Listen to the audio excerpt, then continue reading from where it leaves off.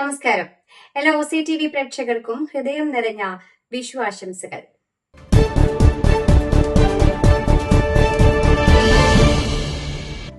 Harry രാജകുമാരനും ഭാര്യ മേഘ്നനും 4 ദിവസത്തെ സന്ദർശനത്തിനായി ഓസ്ട്രേലിയയിലെത്തി.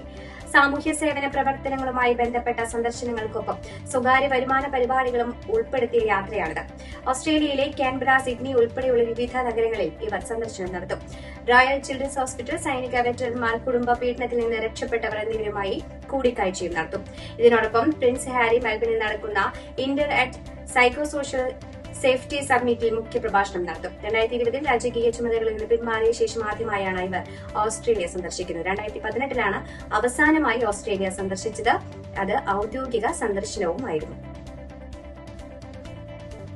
മെൽബണിലെ സന്ദർശനത്തിന് പിന്നാലെ ഓസ്ട്രേലിയ നൽകിയ ഊഷ്മളമായ സ്വീകരണത്തിന് ഹാരി രാജകുമാരനും ഭാര്യ മേഗൻ മാർക്കിളും നന്ദി അറിയിച്ചു.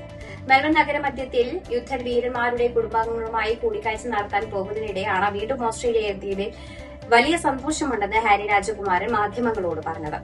തുടർന്ന് ആശുപത്രിയിലെത്തിയ ദമ്പതികൾ ഗുരുതരമായ രോഗങ്ങളോട് പോരാടുന്ന കൌമാരക്കാരായ രോഗികളെയും ഡോക്ടർമാരെയും സന്ദർശിച്ചു. ദമ്പതികൾ തങ്ങളോടൊപ്പം സെൽഫി എടുത്തും വിശേഷങ്ങൾ പങ്കുവച്ചും സമയം ചെലവഴിച്ചത് രോഗികളായ കുട്ടികൾക്കും വലിയ ആവേശമായി. കഴിഞ്ഞ 3 മാസമായി ക്യാൻസർ ചികിത്സയിൽ കഴിയുന്ന സ്കാർലറ്റ് മെഗോവൻ ഉൾപ്പെടെയുള്ള രോഗികളുമായി ഹാരിയും മാഗ്നനും ഏറെ നേരം സംസാരിച്ചു. തങ്ങളുടെ സ്നേഹം പ്രകടിപ്പിക്കാനെത്തിയവർ നൽകിയ പൂക്കളും സ്വീകരിച്ചാണ് ഇരുവരും മടങ്ങിയത്.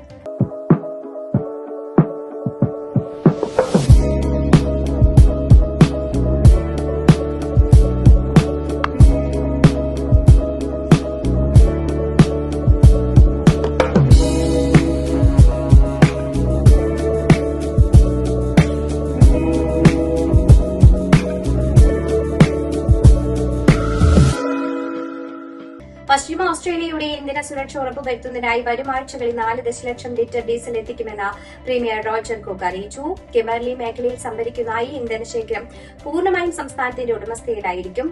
അടിയന്തര സാഹചര്യങ്ങളിൽ ഏറ്റവും കൂടുതൽ ആവശ്യമായ ഇടങ്ങളിലേക്ക് ഇന്ധനം എത്തിക്കുന്നത് ഉറപ്പാക്കാൻ ഈ നീക്കം സഹായിക്കുമെന്നും അദ്ദേഹം വ്യക്തമാക്കി. ലോകത്തിലെ തന്നെ ഏറ്റവും വലിയ സിംഗിൾ ജൂറിസ്ഡിക്ഷനായ പശ്ചിമ ഓസ്ട്രേലിയയുടെ സവിശേഷമായ ഭൂമിശാസ്ത്രപരമായ സാഹചര്യം കണക്കിലെടുത്താണ് ഇത്തരമൊരു തീരുമാനം കൈക്കൊണ്ടതെന്ന് മന്ത്രി പറഞ്ഞു. സംസ്ഥാനത്തിന്റെ പ്രത്യേക ആവശ്യങ്ങൾ നിറവേറ്റുന്നതിനായി സ്വന്തമായി ഒരു ഇന്ധനശേഖരം ഉണ്ടായിരിക്കേണ്ടത് അനിവാര്യമാണെന്നും അവർ കൂട്ടിച്ചേർത്തു. ഇതോടെ ഇന്ധന വിതരണത്തിലെ അനിശ്ചിതത്വങ്ങൾ ഒഴിവാക്കുവാൻ സാധിക്കുമെന്നാണ് സർക്കാർ പ്രതീക്ഷിക്കുന്നത്. US ഇസ്രായേൽ സഖ്യവും ഇറാനും തമ്മിലുള്ള യുദ്ധം ഓസ്ട്രേലിയൻ സമ്പദ് വ്യവസ്ഥയ്ക്കും ഏഷ്യ പസഫിക് മേഖലയ്ക്കും ശതകോടിക്കണക്കിന് ഡോളറിന്റെ നഷ്ടമുണ്ടാക്കുമെന്ന് ഐക്യരാഷ്ട്രസഭയുടെ റിപ്പോർട്ട്. മധ്യേഷ്യയിലെ സൈനിക നീക്കങ്ങൾ ഗതാഗതം, വൈദ്യുതി, ഭക്ഷണം എന്നിവയുടെ വില വർദ്ധിപ്പിക്കും. ഇത് ഓസ്ട്രേലിയ ഉൾപ്പെടുന്ന മേഖലയിൽ ഏകദേശം 136 ബില്യൺ മുതൽ 422 ബില്യൺ ഡോളർ വരെ സാമ്പത്തികാഘാതം സൃഷ്ടിക്കുമെന്നും യുണൈറ്റഡ് നേഷൻസ് ഡെവലപ്മെന്റ് പ്രോഗ്രാം മുന്നറിയിപ്പ് നൽകുന്നു. സിംഗപ്പൂർ, മലേഷ്യ, ദക്ഷിണ കൊറിയ തുടങ്ങിയ അയൽ രാജ്യങ്ങളിൽ നിന്നാണ് ഓസ്ട്രേലിയ പ്രധാനമായും എണ്ണ ഇറക്കുമതി ചെയ്യുന്നതെങ്കിലും മധ്യേഷ്യയിലെ ഊർജ്ജക്ഷാമം ഈ രാജ്യങ്ങളിലെ വിതരണത്തെ ബാധിക്കുന്നത് ഓസ്ട്രേലിയയെയും പ്രതിസന്ധിയിലാക്കും. പണപ്പെരുപ്പവും ജീവിത ചെലവ് വർധനയും നേരിടുന്ന ഓസ്ട്രേലിയൻ ജനതയ്ക്ക് ഈ യുദ്ധ സാഹചര്യം വലിയ തിരിച്ചടിയാകുമെന്നാണ് വിലയിരുത്തൽ. Thinking of buying property? Watch this. On May 2nd at Bunjil Place, Nar Warren, Victoria, builders, real estate agents, banks, finance specialists and legal experts, all available to guide you in person. Free advice, bank guidance, gift vouchers.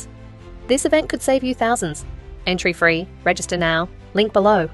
കുടിയേറ്റ സംവിധാനത്തിൽ സമഗ്രമായ പൊളിച്ചെഴുത്ത് ലക്ഷ്യമിട്ട് പ്രതിപക്ഷ നേതാവ് Angus Taylor പുതിയ Australian values migration plan പ്രഖ്യാപിച്ചു.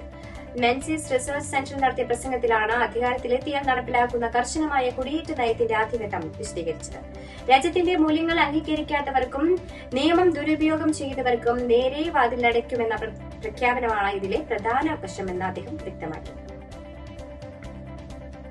മധ്യേഷ്യയിൽ ഇന്ധന പ്രതിസന്ധിയെ തുടർന്ന് വിദേശ എണ്ണയെ ആശ്രയിക്കുന്നത് കുറയ്ക്കുന്നതിന്റെ ഭാഗമായി ന്യൂ സൌത്ത് വെയിൽസിലെ പ്രാദേശിക മേഖലകളിൽ ഇലക്ട്രിക് വാഹന ഹബ്ബുകൾ സ്ഥാപിക്കുവാൻ $100 ദശലക്ഷം ബൃഹത് പദ്ധതി പ്രഖ്യാപിച്ചു. NSW പ്രീമിയർ ക്രിസ് മിൻസ് ആണ് ഈ പ്രധാന പ്രഖ്യാപനം നടത്തിയത്. ഈ പദ്ധതിയുടെ ഭാഗമായി പ്രാദേശിക മേഖലകളിലെ മെക്കാനിക്കുകൾക്ക് ഇലക്ട്രിക് വാഹനങ്ങളുടെ അറ്റകുറ്റപ്പണികൾ നടത്തുന്നതിന് ആവശ്യമായ പ്രത്യേക പരിശീലനവും നൈപുണ്യ വികസന പരിപാടികളും നൽകും. ഇലക്ട്രിക് വാഹനങ്ങളിലേക്കുള്ള മാറ്റം വേഗത്തിലാക്കുന്നതിലൂടെ ഭാവിയിൽ ഊർജ്ജ പ്രതിസന്ധികളെ മറികടക്കുവാനും പ്രാദേശിക സമ്പദ് വ്യവസ്ഥയെ ശക്തിപ്പെടുത്തുവാനും സാധിക്കുമെന്നാണ് സർക്കാർ പ്രതീക്ഷിക്കുന്നത്. ഞാൻ ഫസ്റ്റ് ടൈം ആണ് ഒരു സ്കിൻ കെയർ പ്രോഡക്റ്റിനെ കുറിച്ച് ഒരു വീഡിയോ ചെയ്യുന്നത്. It's about a pure ayurvedic oil cold Rudrakanthi oil. ദിവസവും രാവിലെ ഞാൻ ഈ ഒരു രുദ്രകാന്തി ഓയിൽ തേക്കുന്നുണ്ട്. ഗ്ലോ കിട്ടും, നമുക്കൊരു റിജുവിനേറ്റിംഗ് ഫീൽ ഉണ്ടാവും. ഡാർക്ക് സർക്കിൾസ്, പിഗ്മെന്റേഷൻ ഒക്കെ ഒത്തിരി കുറഞ്ഞിട്ടുണ്ട്. ഒരു 10-15 ദിവസമായിട്ടുള്ളൂ ഞാൻ തേക്കാൻ തുടങ്ങിയിട്ട്. തേച്ച് കഴിഞ്ഞപ്പോൾ ഭയങ്കര വ്യത്യാസം വന്നു. ഓയിൽ യൂസ് ചെയ്ത് അതിന്റെ നല്ല ഡിഫറൻസ് എനിക്കുണ്ട്. 4 ദിവസം കൊണ്ട് അത് മാറി. അതില്ല ഇപ്പൊ എനിക്ക്. എല്ലാവരും ആന്റി ഇതെന്താ ഉപയോഗിച്ചത്, ആന്റിയുടെ ഫേസിന് ഡിഫറൻസ്, ഭയങ്കര ഡിഫറൻസ് ഉണ്ടല്ലോ എന്ന് പറഞ്ഞു. അത്ര ഒരു ഗംഭീരമായിട്ടോ ഇതൊരു പാവൻ ഡോക്ടർ ഉണ്ടാക്കുന്നത്, ഡോക്ടർ ലക്ഷ്മി. വിമാന ഇന്ധന വില കുതിച്ചുയർന്ന സാഹചര്യത്തിൽ ആഭ്യന്തര സർവീസുകളിൽ 5% കുറവ് വരുത്തുവാൻ ക്വാണ്ടാസ് ഗ്രൂപ്പ് തീരുമാനിച്ചു. ഇന്ധന ശുദ്ധീകരണ ചെലവ് ബാരലിന് $20 നിന്ന് $120 ഉയർന്നതോടെയാണ് വിമാന കമ്പനി കർശന നടപടിയിലേക്ക് നീങ്ങിയത്. ഇന്ന് പുറത്തിറക്കിയ വിപണി റിപ്പോർട്ടിലാണ് ക്വാണ്ടാസ് ഇക്കാര്യം വ്യക്തമാക്കിയത്. സാമ്പത്തിക വർഷത്തിന്റെ രണ്ടാം പകുതിയിൽ ഇന്ധനത്തിനായി മാത്രം $3.1 ബില്യൺ മുതൽ $3.3 ബില്യൺ വരെ ചെലവാക്കേണ്ടി വരുമെന്നാണ് കമ്പനിയുടെ കണക്കുകൂട്ടൽ. ക്വീൻസ്ലാൻഡിലെ ഗോൾഡ് കോസ്റ്റിൽ പുലർച്ചെയുണ്ടായ വീടാക്രമണത്തിൽ യുവാവിന് ഗുരുതരമായി കുത്തേറ്റു. കരാരയിലെ പ്ലേറ്റോ ക്രസന്റിലുള്ള വീട്ടിൽ പുലർച്ചെ 4 മണിയോടെയാണ് അജ്ഞാതനായ ഒരാൾ അതിക്രമിച്ചു കയറിയത്. അടുക്കളയിൽ കടന്ന മോഷ്ടാവിനെ തടയുവാൻ ശ്രമിക്കുന്നതിനിടെ വീട്ടുടമസ്ഥനായ യുവാവിന് 8 തവണ കുത്തേൽക്കുകയായിരുന്നു. ആക്രമണത്തിൽ കൂടെയുണ്ടായിരുന്ന യുവതിക്കും നെഞ്ചിന് പരിക്കേറ്റിട്ടുണ്ട്. ഗുരുതരാവസ്ഥയിലായ യുവാവിനെ ഉടൻ തന്നെ ഗോൾഡ് കോസ്റ്റ് യൂണിവേഴ്സിറ്റി ആശുപത്രിയിൽ പ്രവേശിപ്പിച്ചു. സംഭവത്തിൽ കേസെടുത്ത ക്വീൻസ്ലാൻഡ് പോലീസ് ഒളിവിൽ പോയ പ്രതിക്കായി ഊർജിതമായ തെരച്ചിൽ ആരംഭിച്ചിരിക്കുകയാണ്.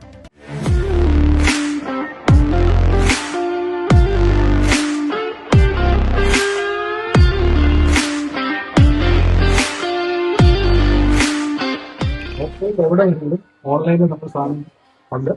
അത് പഞ്ചായത്തിനായാലും ബ്രാഞ്ചൊക്കെ ആയാലും സർക്കാരിലാണെങ്കിലും മുനിസിപ്പാലിറ്റിയിലാണെങ്കിലും 2-3 ദിവസം സംഗതി എത്തിയിരുന്നു.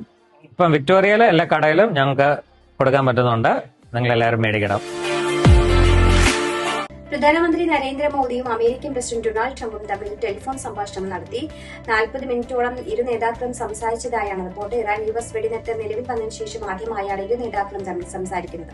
പശ്ചിമേഷ്യയിലെ സാഹചര്യങ്ങൾ, ഇരു രാജ്യങ്ങൾ തമ്മിലുള്ള സഹകരണം തുടങ്ങിയ നിരവധി വിഷയങ്ങൾ നേതാക്കൾ ചർച്ച ചെയ്തുവെന്നാണ് റിപ്പോർട്ടുകൾ. കൊൽക്കത്ത നൈറ്റ് റൈഡേഴ്സിനെതിരെ 32 റൺസിന്റെ വിന്നും വിജയവുമായി ചെന്നൈ സൂപ്പർ കിങ്സ്. ചെന്നൈ മുന്നോട്ട് വെച്ച 193 റൺസ് വിജയലക്ഷ്യം പിന്തുടർന്ന കൊൽക്കത്തയ്ക്ക് 7 വിക്കറ്റിൽ 166 റൺസ് നേടുവാൻ സാധിച്ചു. 4 ഓവറിൽ 21 റൺസ് മാത്രം വിട്ടുകൊടുത്ത് 3 വിക്കറ്റ് നേടിയ നൂർ അഹമ്മദാണ് മത്സരം ചെന്നൈക്ക് അനുകൂലമാക്കിയത്.